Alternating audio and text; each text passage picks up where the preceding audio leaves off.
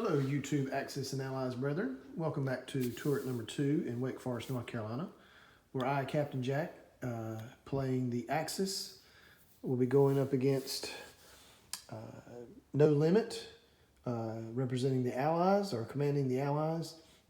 This is turn 1 for Germany. This is version 42.2, and it's a variant version. There are a lot more pieces on the board than usual. If you didn't see the intro video, this is a setup that we got off of the Axis and Allies forum. And so this has got a lot more pieces, a lot more units on the board. So anyway, to get started here with Germany's first turn, No Limit already did Russia's first turn, took over West Russia pretty easily, but had a hard time in the Baltic states, where he had to retreat. So for purchases this turn, Germany will be purchasing 3 armor units, 1 bomber, 1 infantry, and 2 artillery for a total of 41. I believe that is 41. That's 18 in tanks, 12 for the bomber. That's 30. Infantry is 33 plus 8 for the artillery. So that is a grand total of 41. So it'll be spending all 41 of its IPCs. Next will be combat movement. The first combat movement, there'll be only 2. We've got 2 submarines from Sea Zone 9 are venturing over into Sea Zone 8, and 2 subs from Sea Zone 3 are going to go down through 6 to 8 as well. And they're going to do a surprise strike on the UK battleship and cruiser. They're just sitting there off the coast of of Great Britain. So we'll roll for those now. I don't have my usual Young Grasshopper standard hit dice with me right now. So I'm going to be using the standard out-of-box dice for this. So we've got 4 subs, red dice, attacking at 2 or less, hoping for a surprise strike on the battleship and cruiser of the UK. Here's the roll. And we did have 1 hit. So we've got 1-1 right here. Rest of them were misses. So what that means is I assume that No Limit will take a hit on the battleship and go from there.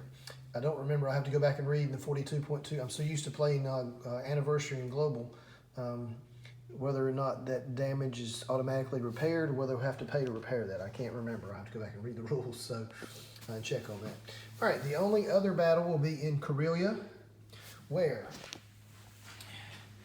we have 2 infantry from Baltic states and 1 artillery.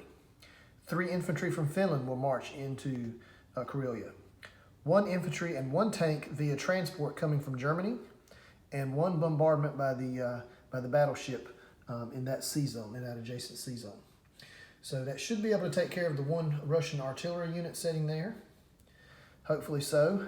Oh, also there is 1 fighter, coming from Baltic states, and it'll have 3 movements left in its fuel gauge.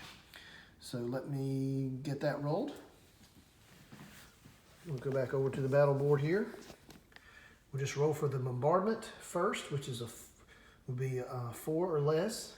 Let's see if that battleship can take care of that 1 artillery unit in the first roll. And it did. It rolled a 2. So I'm not even going to roll out the rest of the battle. We'll roll out, well, the rest of the attack anyway. We'll roll out the defense of the Russian artillery, of course. I'm sure No Limit will want that. So they'll need to hit. The artillery will need to hit at 2 or less. Whoops. Bounced right out of the box. Let's try that again. Here we go. And it was a 4. So there was not a hit by the artillery, by the Russian artillery. I apologize, guys. There was one other battle. I forget about the Mediterranean down here sometimes. We've got the 2 cruisers, and forgive me, I ran out, for some reason or other, I didn't have any destroyers in my box here. My son and I have games scattered all over the place, and so I think he had painted some destroyers for me. And so I didn't have any German destroyers, so I'm using a Japanese destroyer in place of it right now. So just pretend that's a German destroyer, no limit. Sorry about that. So anyway, the two cruisers, the transport and the destroyer, are going to move from C-Zone 15 into C-Zone 14 and attack that one lone UK cruiser. So we'll roll for that now. We got two cruisers at 3 or less on the attack. So we'll roll those first. And there was a hit. 1-3 and 1-4. The UK cruiser will roll back into defense. And it hit. So what we'll do here is this cruiser, this UK cruiser, has obviously been destroyed. And we're going to take out one of the German cruisers. We're going to leave the destroyer, the transport, and the lone cruiser. So cruiser for cruiser there. So those are now located in C-Zone 14. All right. Next should be non-combat. All right, so for my non-combat movement, no limit, I hope you don't mind that I do it this way. This is just a lot easier than me moving the pieces and then telling you where I moved them than me trying to move it while I'm telling you. I get pretty sloppy with that. So this is why I use the forceps in some of the videos, and hopefully I'll have those available to me next round. Anyway, so I moved one artillery from Poland into Belarusia, right there. I've moved 2 infantry from Poland to Belarusia, right here. 1 tank from Poland to Belarusia. And 2 tanks from Germany have moved 2 spaces into Belarusia. I also moved 1 tank from Germany into the Ukraine, here. I've moved 1 tank from Bulgaria, Romania into Belarusia, right here. I moved 3 infantry from Bulgaria, Romania into Ukraine. 2 infantry from Norway into Finland. And I moved 1 artillery from Germany to Northwest Europe and 1 to France. So there's 2 artillery in Northwest Europe now, and there is 1 in France. All right, so I also moved 3 infantry from Germany into Poland, 2 infantry and 1 artillery from Southern Europe into Bulgaria, Romania. 2 fighters from Italy went into Poland, and 2 fighters from Germany went into Poland. And last but not least, I had 1 artillery and 1 infantry go from Algeria into Libya. So that does it for the non-combat. Oh yeah, and the fighter that took place in the Battle of Karelia had 3 movements left in it, and it will just simply move back to Finland. So that does it for non-combat movement. All right, so for unit placement, all the units, 3 tanks, 1 bomber,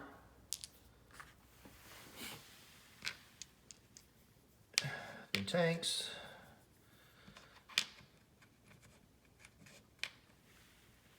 another bomber, and I'll chip these out and make this look a little bit neater.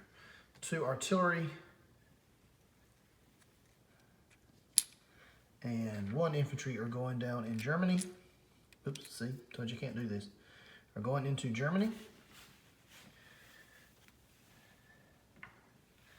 So that is it for unit placement. And as far as income goes, UK did, excuse me, I'm so used to playing as the Allies, not the Axis.